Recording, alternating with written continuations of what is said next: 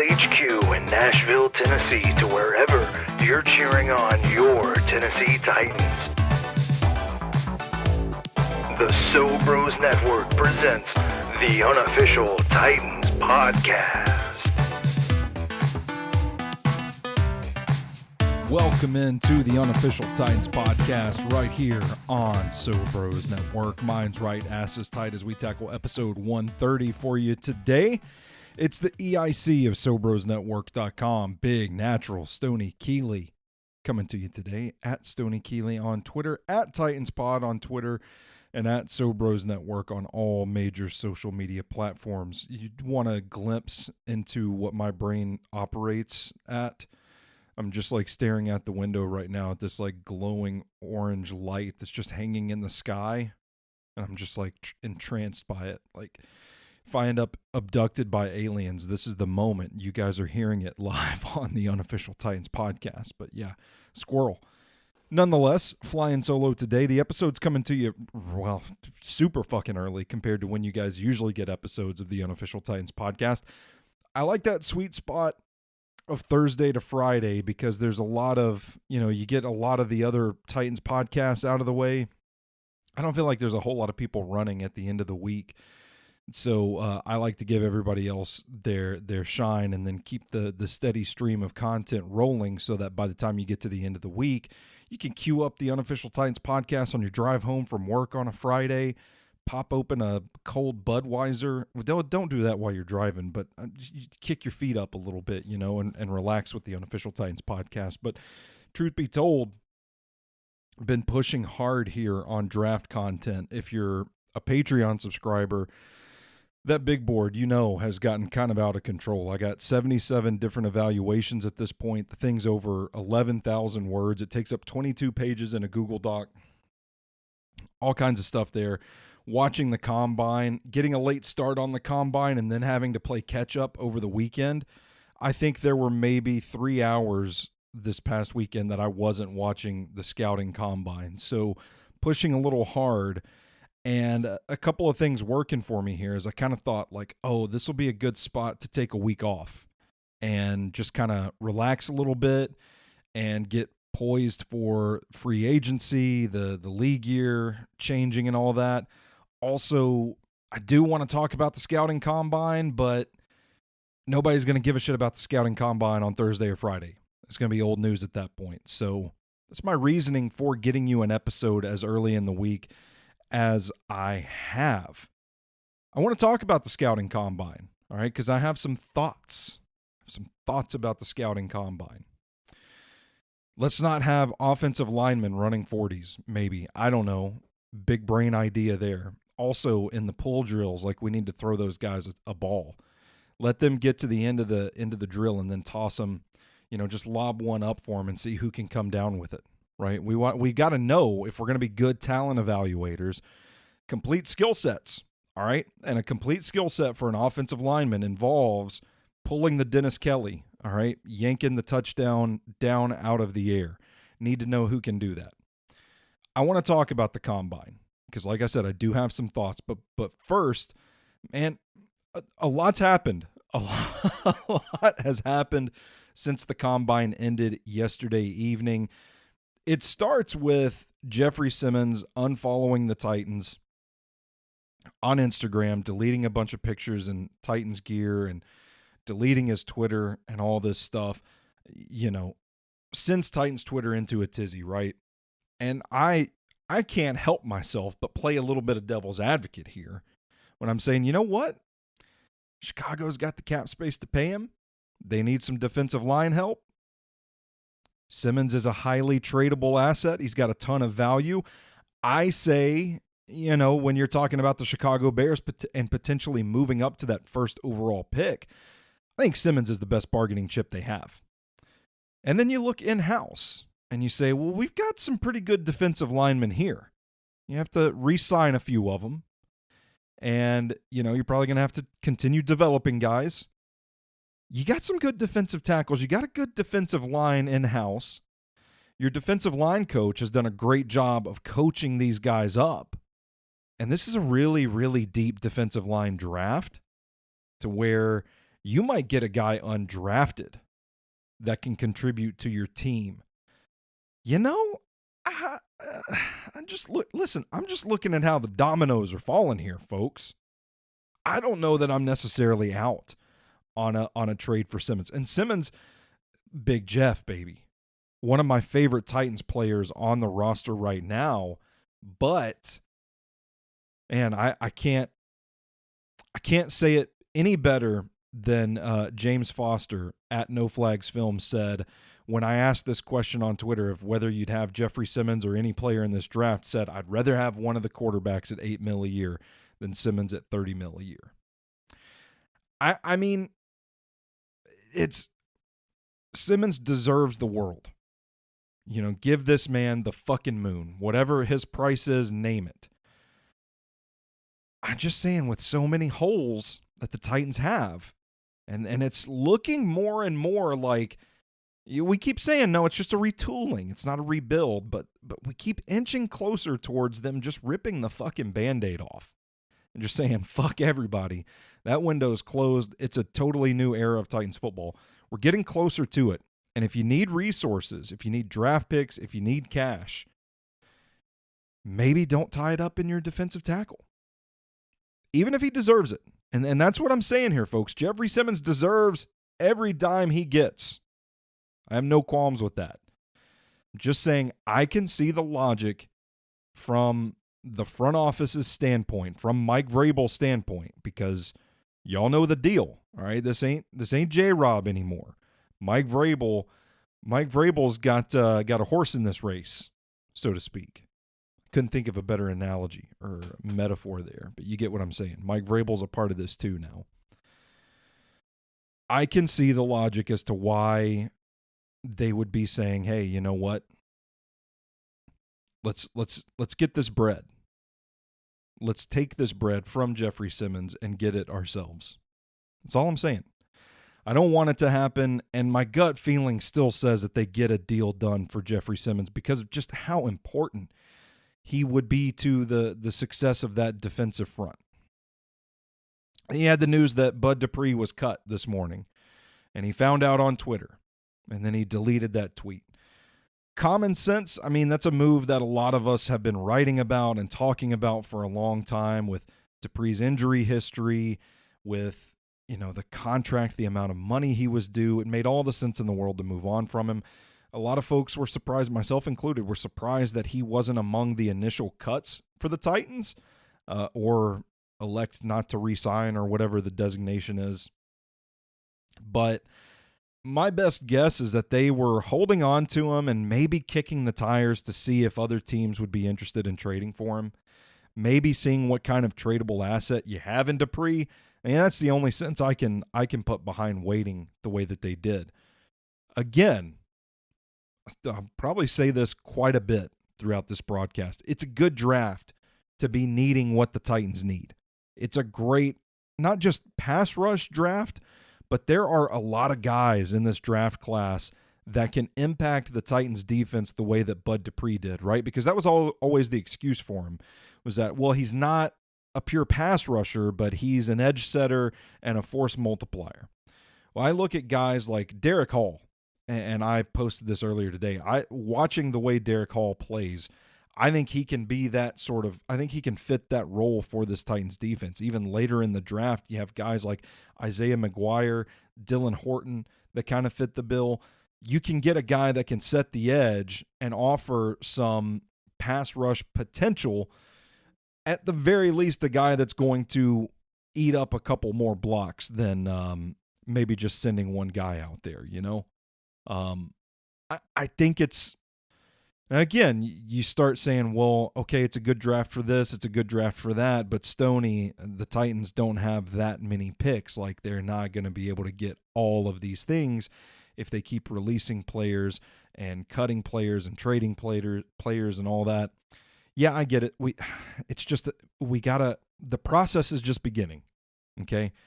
We're not even to a new league year yet. Let's see how free agency goes. Let's see how the draft goes, and we'll go from there. Derrick Henry, rumored to be on the shopping block. Well, shopping block, is that a thing? I don't fucking know. I'm half asleep. I've been half asleep all day.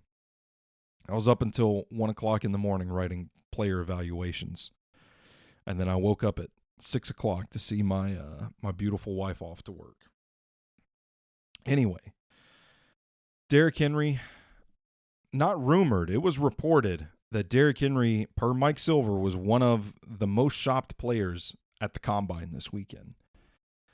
I don't know what you can get for Derrick Henry at this point in his career. I mean, the age is eventually going to factor into it. I mean, we keep saying it, and we keep saying Derrick Henry's a freak of nature. He's different. He's built different.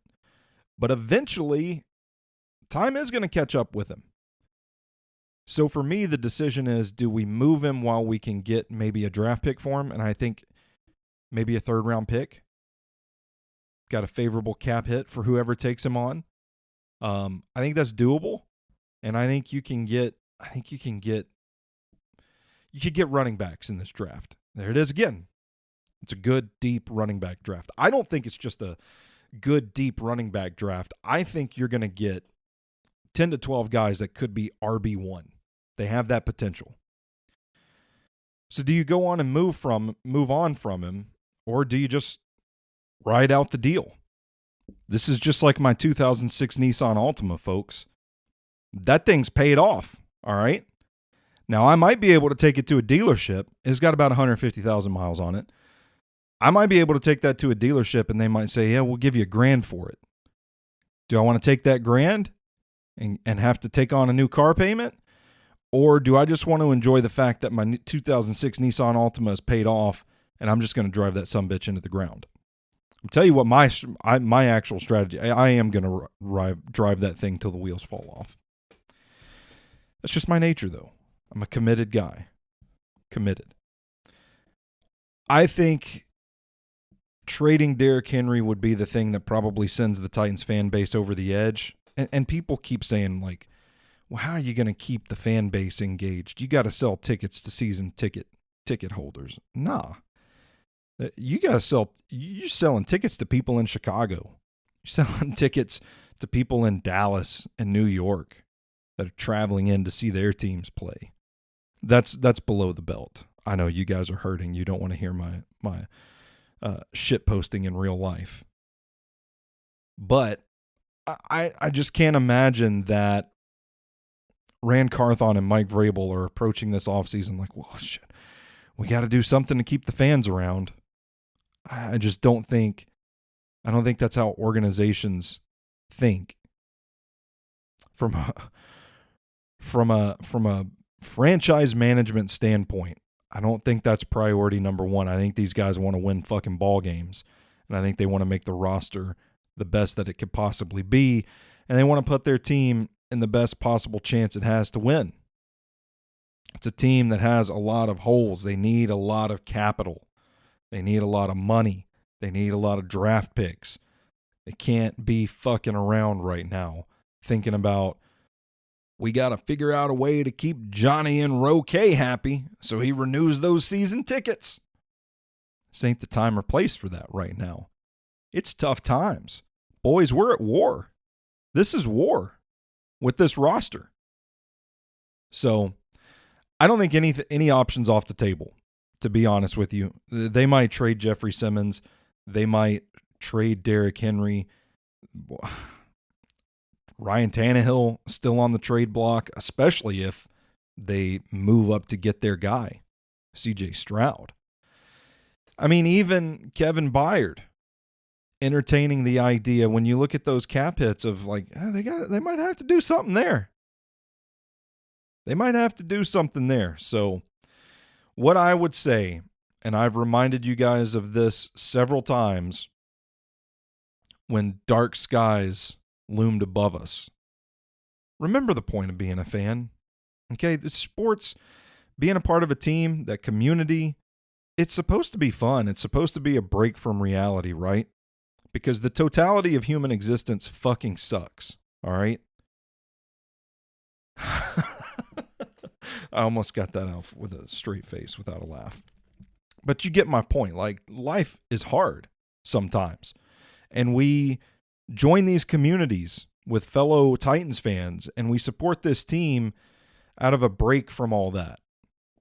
So if you just keep that in mind, it can't hurt you, okay? I'm going to be a fan of this team no matter what they do. So I just need to not ever get attached to any player ever. Just put robots out there for all I care, you know? I love the Tennessee Titans. I'm going to keep loving the Tennessee Titans. Nothing's going to change that unless they draft Will Levis, unless they trade up. They trade Jeffery Simmons to move up and draft Will Levis. Then I might be a hypocrite and throw my microphone through the window. I don't know. So let's talk about the scouting combine, all right? Because that's what I felt made this episode so time sensitive that I had to get it out. And I wanted to talk to you guys about it. I've already been yammering for 15 minutes about all this bullshit going on. General impressions from the scouting combine. I think the things that I take away from it that make it important for evaluators. For one, I mean, shit, just on the surface level, man, like this is general managers, scouting departments, personnel people, coaches, players, everybody getting together in one spot. So you always hear some crazy shit coming out of the combine, like, oh, the Titans might be trading Derrick Henry. And you have Chicago's GM talking about what it would take for teams to move up to number one. Like you get little insights like that are just, you know, if you're a diehard fan, like pay attention to, because we are starting to shape the story of the 2023 season here in March because of the scouting combine. But I think it's also an opportunity for me. I like to see it's not about the fast 40 times or who can bench press the most. For me, it's all the athletic drills, the stuff that is meant to replicate game action. It is how do guys stack up from an athletic standpoint, because you do gain some insight into that sort of stuff, right? It's not just watching people run in their underwear. You can also see how guys begin to separate themselves, right? And I think a good example of that is the tackle race between Broderick Jones and Paris Johnson Jr. right now. To me, Paris Johnson, OT1 on my board. I think he's the only offensive tackle in this draft class that you can plug and play week one. He's going to be your left tackle. And if you subscribe to my Patreon, you can read. Actually, you don't even have to subscribe to my Patreon. I did a report on Paris Johnson that's up on SoBrosNetwork.com. All the things that I like about him. But I know there's a lot of people out there that like Broderick Jones. I think he reaches too much. And I think, you know, when he's beat on the first step, he tends to overcompensate. And I think that could lead to some balance issues where, you know, speedy, savvy edge rushers in the NFL that have experience can look at him and say, that's his weakness. I'm going to take advantage of that. I think that's something that maybe he can iron out. But I'm getting too into the weeds here on Broderick Jones. Point is, like, for a lot of scouts and analysts, I should say, Jones and Johnson are the two guys at the top. And the combine can show you from a technique standpoint that, yeah, maybe Johnson is the speedier guy, but look at the strength and the base that Jones plays with on display. Same result, different ways of getting there, if that makes sense. And I think that's where you start to see, like, okay, well, who fits better in our system? And guys, it's another measure of how guys stack up against one another. So I think that's important for that. And it's also important because you get some of these guys like John Gaines II that just kind of pop up out of nowhere. And you're just like, well, who the fuck is this guy? Where'd this guy come from? Why am I just now hearing about John Gaines II? This guy looks like a starting interior offensive lineman in the NFL. The traits are there. A lot of people, this was their first time really finding out about Yaya Diaby of Louisville. Saw it at the Senior Bowl. Traits galore. Won some one-on-one matchups because of it. Want to see more consistency out of him. Haven't watched a lot of the Louisville defense, but you see the potential there. So it sort of exposes some guys. It shines a light on some guys that might not otherwise be popping up on our Twitter feeds when we log in. I also think it's a measure of tracking one's trajectory. You can check in on guys. Say, well, okay, good tape, good Senior Bowl. Next step is a good combine. Okay, this person's a first rounder. Adetomiwa, just call him Tommy. Adebawore. Aid, if you will. If you listen to Football and Other F Words or subscribe to stackingtheinbox.com. Aid, that's our guy. Good tape. Really good Senior Bowl. Now a really good combine to go with it. This guy might be a first rounder. The combine helps with that. The combine helps with that. It's another piece of the pie, baby. So who were my big winners from the scouting combine? I think I would start with Aid. Just call him Tommy. I think, he said he wants to be a first rounder. Man, I got him pretty high on my big board. I think he's the best defensive lineman not named Jalen Carter in this draft. I think he's a disruptive interior defensive lineman. I think he plays with a sense of leverage that he can utilize to beat tackles outside. He's a complete game, shifty, electric athlete, disruptive, explosive. He has game-wrecking potential, and he just keeps passing these tests in front of him. So I'm on board with that. You're going to tell me 8A is going to be a first-round pick? I'm buying it. I think there's another guy in his mold that people haven't been paying attention to that need to, and that's Jalen Redmond out of Oklahoma. I thought he looked twitchy and competitive at the Senior Bowl. Not really consistent dealing with power. But man, he could get inside and make you pay. He surprised me with his combine performance. Looks like a smooth mover. Those drills where you're, trying to get around the corner is what they're measuring. They want to see how quickly you can cut the corner, and you're trying to dodge the bags and sink your hips and all that.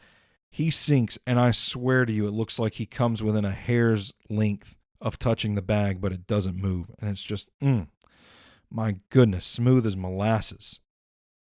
Spread it across my bare chest.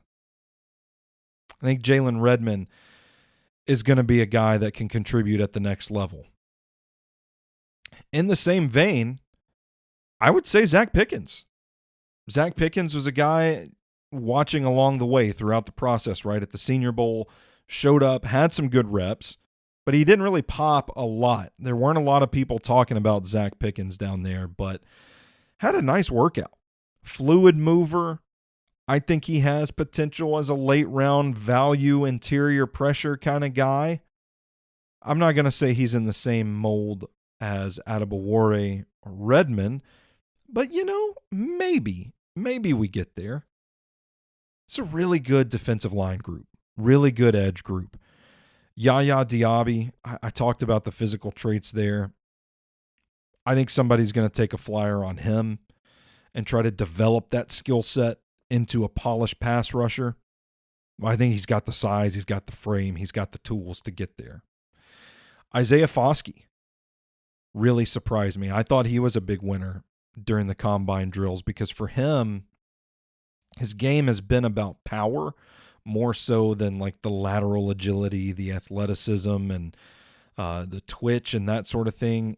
Seems like he's a fringe first rounder for a lot of guys, but and I saw that at the Senior Bowl watching him. Like, man, he's a hammer. He is a hammer when he gets ahead of steam. Like he can take on blocks and beat guys, but that robust pass rush skill set, does he have the athletic traits to get there with that? And I think he had a great combine. I think he showed those athletic traits in the drill. I think it's enough there for somebody to latch onto with Foskey. I think he could be a first-round draft pick. And I don't think I would have an issue with that. He's a good pass rusher. And then, of course, like Nolan Smith. Yeah, I think it's safe to say he's a first rounder. He's just an athletic freak. Obviously, his stock should go up because of Georgia's defense having to do more with less, right? No, I don't want to go there. I don't want to beat the kid up for that. He took plenty of that. It was a funny thing to say, but nah. I got to find some tape on Ikenna Inachukwu because he had a great workout and he hasn't been on my radar, but I jotted his name down. There's a whole class of guys that I jotted their names down. Like I need to get more of. John Gaines II. Ikenna Inachukwu. Hope I've said that okay. Oh, yeah, and I did want to mention Isaiah McGuire. I like Isaiah McGuire a lot. I think he's a really high-floor prospect. I think he's got the build and the power to be like a traditional edge setter. You know, I don't know. Do people play defensive end anymore?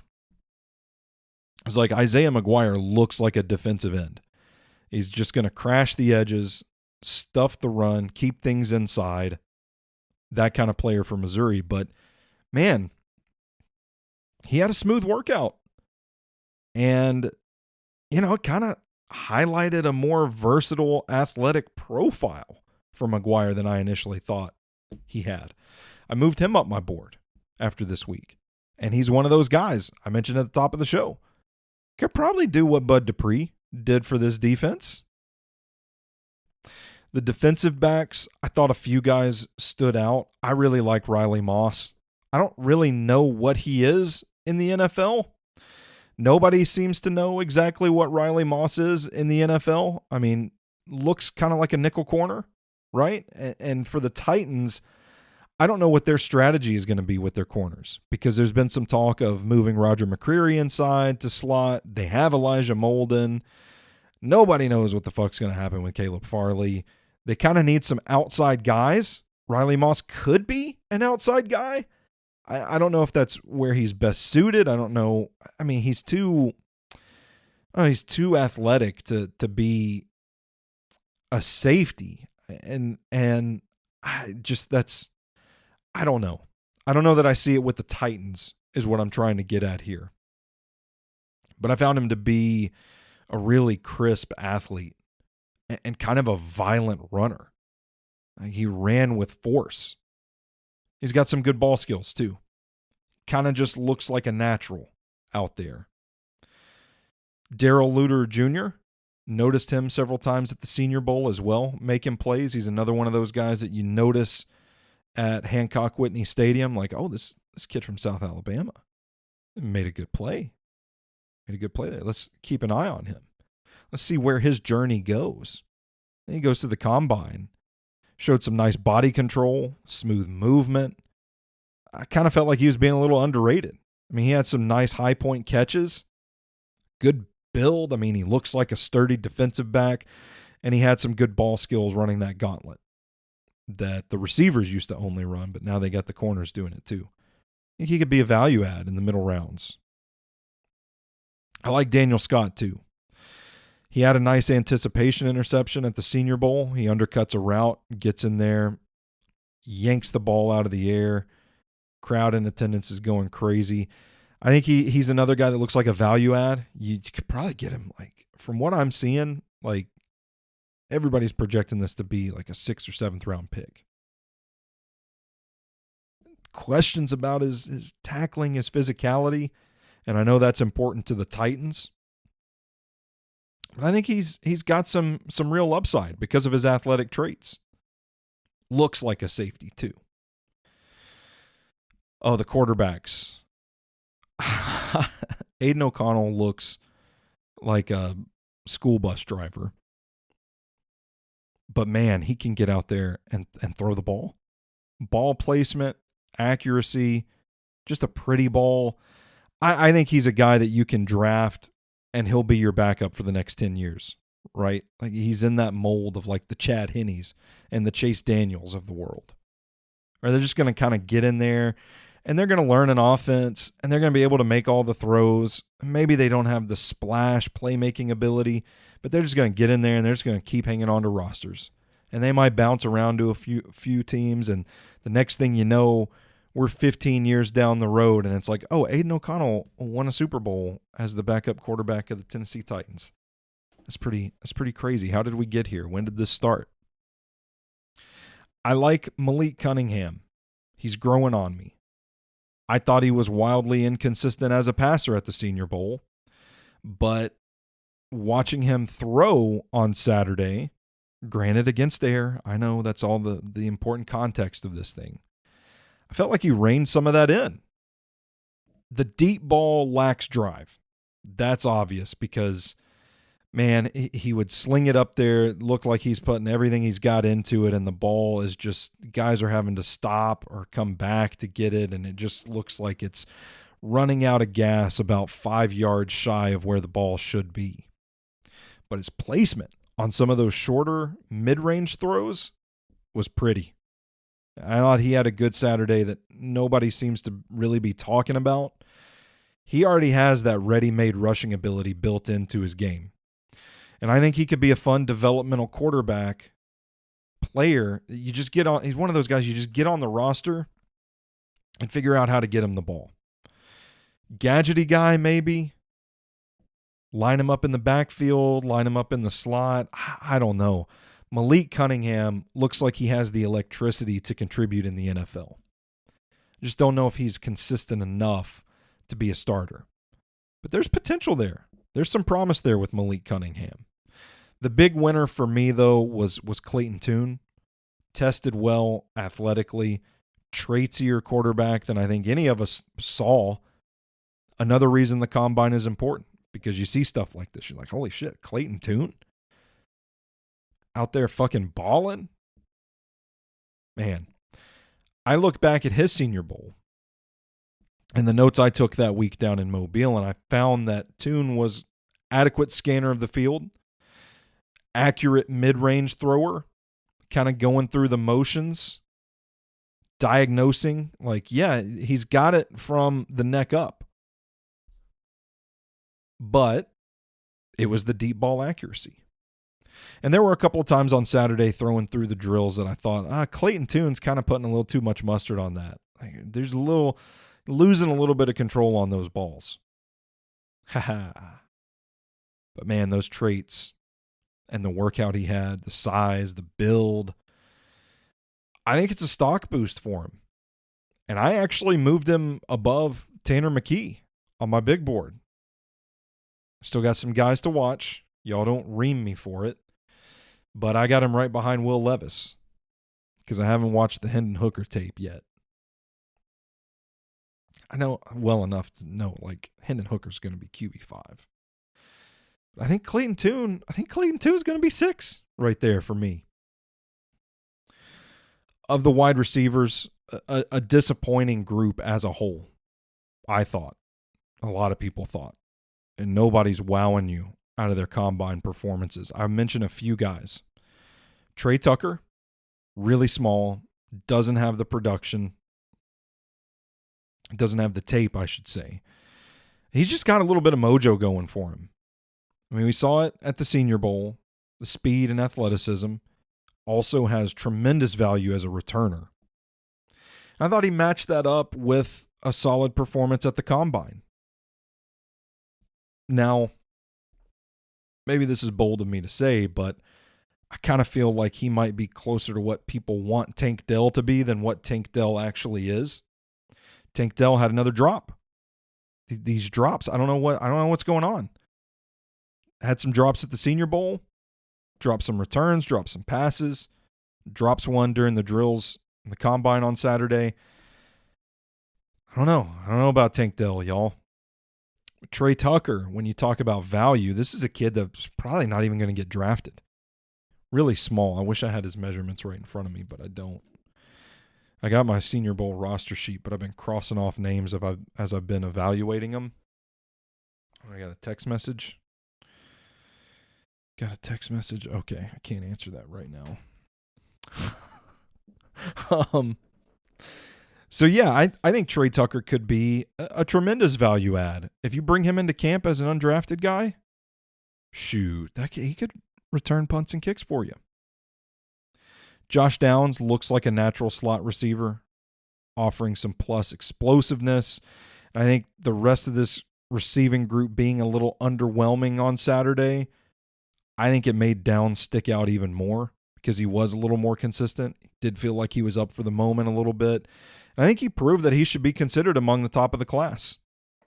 He's a slot guy, and you see every once in a while mock drafters putting him in the first round, but I wasn't necessarily sold on him.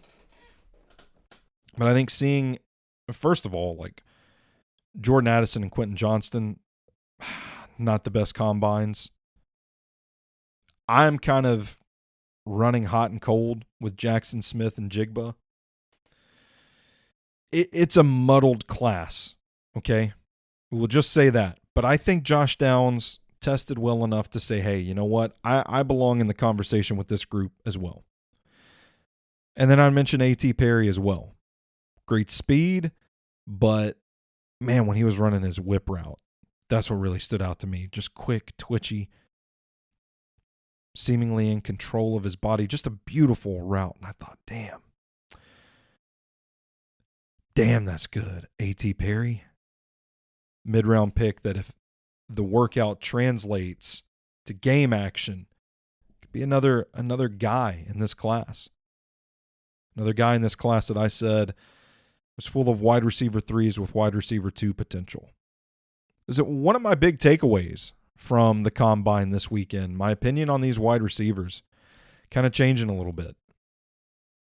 And there are some good, serviceable wide receivers in this class that are going to make some plays, but man, I don't know if there is a wide receiver 1 in this entire draft class.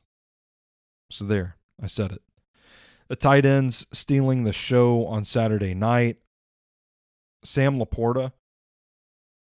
I don't know. Iowa's just growing these tight ends on trees these days, but I was mesmerized by how gracefully and quickly he was running and how naturally he caught the ball. I don't know what his tape looks like. I haven't watched it, but he kind of strikes me as the smooth mover type, the guy that is going to be more of a receiving threat. He just looked very clean, just gliding like a gazelle through the drills. It just made me want to watch more of him. He doesn't even have to be playing football. I just want to watch him like run because I don't know how to explain it. It's like visual ASMR. It relaxes me. It soothes me. Speaking of relaxing, Darnell Washington, man, did anybody solidify his first-round status quite as firmly as he did? Maybe Nolan Smith? I don't know. I think this guy might end up being tight end 1 for me by the time it's all said and done. I mean, he does it all, and he does it all well. Traitsy, we saw the one-handed grab. I don't care if it was complete or incomplete because his fucking toe came down out of bounds. The fact that he could do that was impressive. I liked it. He's a good blocker. He just manhandled that sled. That's a weird sentence outside of football context. And he manhandled that sled. I like him. Like the way he runs, there is that calm element to him that I tweeted on Saturday night. Like, there is a Zen-like quality to the way Darnell Washington runs. He's a good athlete. And he's going to be a good pro. No offense to Michael Mayer. I know he's productive at Notre Dame, can do it all. They asked him to do everything, and he executed well when he was their primary option, and, team still couldn't stop him. I respect that. I get it. Oh, man, the traits with Washington offer a little higher upside, in my opinion. I haven't watched the running backs, but there were a couple of offensive linemen that caught my eye that I want to go watch. John Gaines II, again, I can't stop thinking about him. I might put on some tape since my wife's at a work thing tonight. I might see if I can dig up some John Gaines II tape somewhere on the bowels of the internet. You got to get creative sometimes with some of these guys. because I have a feeling that UCLA's communications department is not going to get back to me with some John Gaines II film. Nonetheless, he popped on Sunday. Plus athlete, solid footwork, change of direction ability, lateral movement, outright speed. I know he's only 290 pounds, but I don't care. I haven't even seen the tape on him yet, and I don't even care. Put this man in a Titans uniform. Put him in a Titans uniform right now. Well, I don't know. Is that tampering? If you put somebody in a uniform before the draft? I don't know. Jordan McFadden was another guy out of Clemson. I haven't watched any of them yet, but he popped during the workouts. He's a good mover. Short for an offensive tackle. I don't know if maybe the thinking he moves inside, but he's an intriguing guy because of his athleticism. Another guy I want to kind of watch him and see how the game action lines up. Darnell Wright, a big winner for me. I think he's, all due respect to Dawan Jones, but that's a big boy with a big weakness against change of direction guys. Darnell Wright looks like right tackle 1 in this draft class because he's more of a complete prospect. Saw him at the Senior Bowl, winning his reps with power, technique, hand placement, all that stuff. My question was, what's going to happen against the speed guys? And I think Darnell Wright had a good enough combine to say, you know what? The physical traits are there. We got to figure out how to bring that out in game action to go with the power and the size. But I think you can do it, and I think he's the number 1 right tackle in this draft class. Similar sort of thing with Emil Ekiyor Jr. Solid at the Senior Bowl, but kind of wanted to see some more explosiveness from an athletic standpoint, and I think we got that. I don't know that it was as consistent, wowing as Wright's combine was, but I thought he had a good combine. And he's listed as a guard in every list that I can find, but I think he's going to offer that guard center versatility. They had him playing center at the Senior Bowl, and I think that was a call from Nick Saban, if I recall correctly. It was like, hey, play this guy at center because he can play there, knowing that might be a ticket to a role in the NFL, is having that versatility. I still want to see Tyler Steen get lower. It's been a big thing of his. And he showed it in the drills yesterday too, where I'm just like, man, sink your fucking hips. Get that center of gravity down. Other than that, man, he's got the size. He's got the physical traits. I'm not hopping off the bandwagon yet. I think he can still be a surprise at the next level if he can get somebody to work with him. I don't know if that's asking too much of the NFL. I think he can be a player. And then I really liked what I think it was Daniel Jeremiah, Charles Davis, one of the broadcasters said about Matthew Bergeron. They said, this guy's a tackle. This guy's a tackle. You got to stop talking about moving him inside. It didn't surprise me that he ran the drills well. He's an athlete. He's an athlete. He's a good mover, good mirror guy, good athlete, lateral movement, agility, all that stuff. He's great. Good with his hands. I don't know where the narrative started that he was just going to move inside at guard, but I think he announced his presence among the offensive tackles. There's a class of guys that, for me, let me pull up my big board here, because I am actually getting through the people I wanted to talk about. There's a class of guys, once you get past, again, Paris Johnson, to me, the only blue chip, sure thing offensive tackle in this draft. You have Skoronski. I don't know. Maybe you try him out at tackle. You have Broderick Jones. You have Darnell Wright, DeJuan Jones.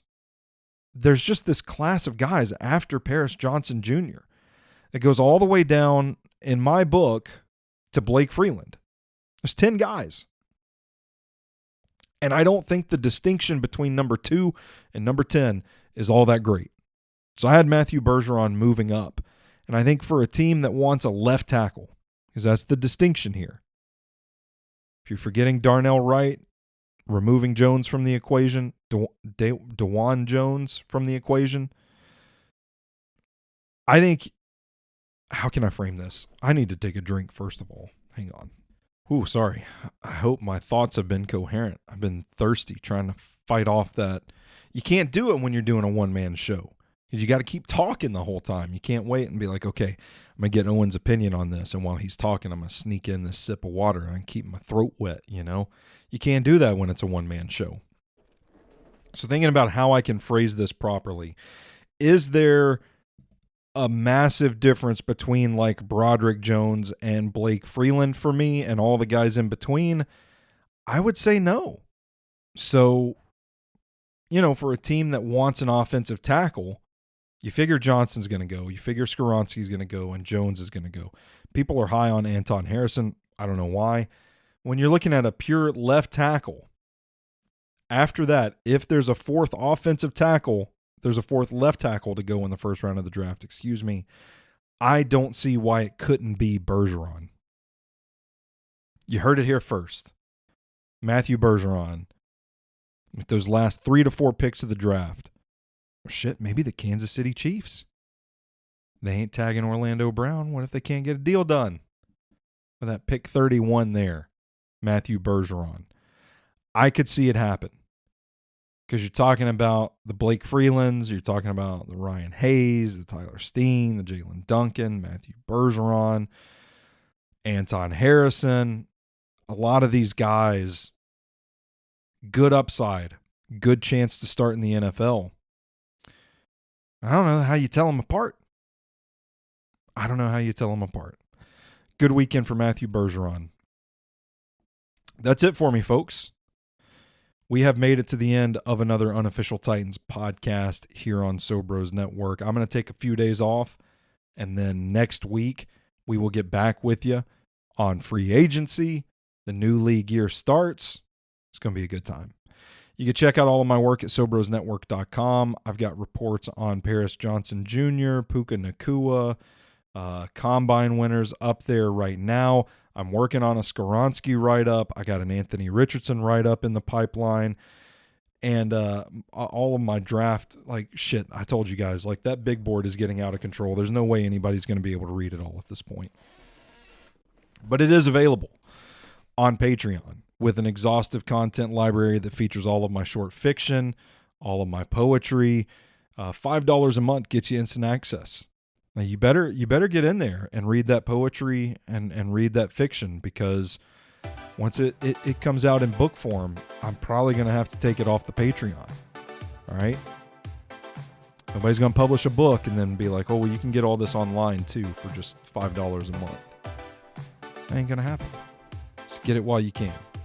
Patreon.com/Sobros Network. Subscribe to the Unofficial Titans Podcast on Apple Podcasts. Follow us on Spotify. Wherever you're taking your shows, we are out there in these internet streets. I don't know if you guys can hear that squeaking. That's my chair. I ain't tooting in here, okay?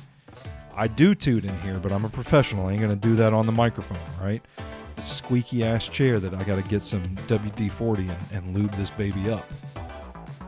There's a dirty joke in there that I'm going to leave alone because I'm trying to get out here on this episode. Give us a rating and a review whenever you have a moment. That's how we get better, and we always want to be better for you guys. Once again, folks, I am Big Natural Stoney Keeley, and until next time, you stay classy, Titans fans.